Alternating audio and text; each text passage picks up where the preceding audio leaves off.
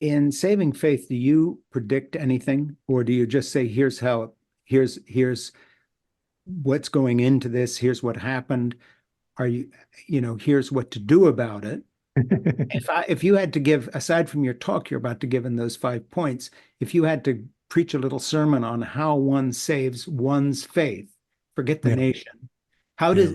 does that individual action, redemptive action, if you want to put it that way, translate into a national movement that actually changes the face of the United States, not politically, but spiritually? Yeah. Well, I It's a think huge question, but I'd ask you to it's, go there because, again, I don't know anybody who's wrestling with these questions more than you have. This yeah. is, you've been doing this for a long time. What do you think?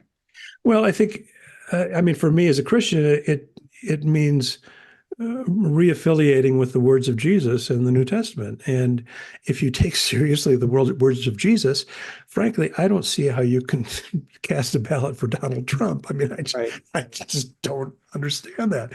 Yeah. And again, for me as an evangelical, I look at the history of my own tradition, and I see that in the 19th century, in particular, even into the early 20th century, evangelicals were very much concerned about those on the margins of society. And I want to reclaim that. I want to hold that up and try to get people to reaffiliate with those ideas. Now, in many ways, I've spent the last 10, 20 years of my life trying to do that and trying to point people in that direction. And you, Frank, can see how successful I've been in doing that. Hey, you But can't have been that successful because you're talking to me. well, I mean, you're calling for, I mean, you've done one thing right. You're calling for us to be on the margins and you're on my podcast. So, that's you right. fulfilled that. We're both marginal. Hey, one of the things that you talk about in Saving Faith and this whole idea of moral authority, and this idea that somehow the major traditions, Catholicism, evangelicalism, etc., have had a crisis of creatability. You go into that, but I want to get back to this thing I asked you a moment ago, and that is, in the best of all worlds, what would the anatomy be of a personal transformation of people who have slidden away from the faith in some way, not necessarily into the Trump cult, but just the general population of America who is no longer, to use the old fashioned term, churched, Right. and has really divorced themselves completely from this and seek spirituality, especially younger people. Do you see a path back? And if you do, hypothetically speaking, on an individual basis, what may that path be?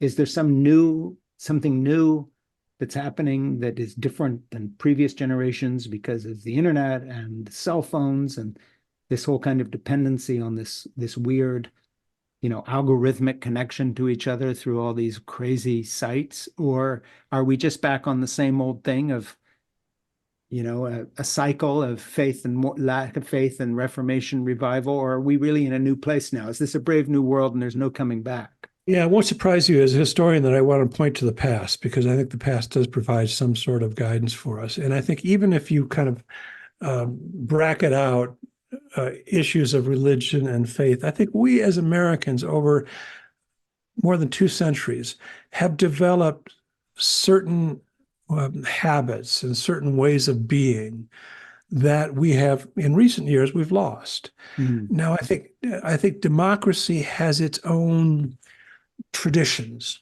Mm. And one of those traditions is the importance of dialogue and conversation. Mm. And I think what I see as a threat to that these days is, first of all, the media landscape that I mentioned earlier with the end of the fairness doctrine in 1987. But the other is that, particularly with these voices calling for Christian nationalism, it's not that they want merely to express their views in the arena of public discourse, which they are utterly entitled to do it, in my judgment. Mm. But it's the fact that they want to bracket out every other view. Mm. They don't want to listen. They want to speak. They want to yell. They want to shout. They want to sloganeer, but they don't want to listen to any other voices. And I think somehow we have to reclaim those protocols of democracy within our society. And I think everybody, anyone who's serious about that, whether those folks are religious or not, need to try to do that. And Yeah, it means for me too. yeah.